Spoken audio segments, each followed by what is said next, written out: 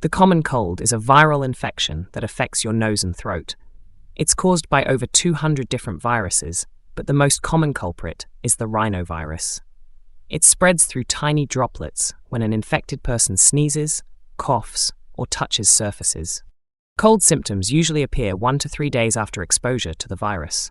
Common signs include runny or stuffy nose, sneezing, sore throat, coughing, mild fever, headache, fatigue, and body aches. Symptoms can last anywhere from a few days to 2 weeks, but in most cases they go away on their own. Nasal congestion happens when the blood vessels in your nose become inflamed and swollen, leading to that frustrating stuffy feeling. It can be triggered by the common cold or flu, allergies, sinus infections, irritants like smoke or pollution.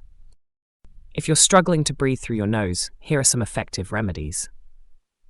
Steam inhalation. Inhaling warm steam helps open nasal passages. Try a hot shower or bowl of hot water with a towel over your head. Saline sprays or nasal rinses. These clear out mucus and hydrate nasal tissues.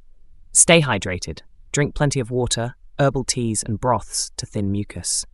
Use a humidifier. Moist air prevents nasal passages from drying out. Over-the-counter decongestants. Medications like nasal sprays or antihistamines can provide quick relief, but don't overuse them. Rest and good nutrition. Your body needs energy to fight off the virus. Most colds are harmless, but you should seek medical attention if your symptoms last more than 10 days without improvement. You develop a high fever, above 102 degrees Fahrenheit or 39 degrees Celsius. You have severe sinus pain or facial swelling. You experience shortness of breath or chest tightness. These could indicate a bacterial infection or a more serious condition like the flu or pneumonia. While there's no cure for the cold, you can reduce your risk by following these simple steps. Wash your hands regularly with soap and water. Avoid close contact with sick individuals.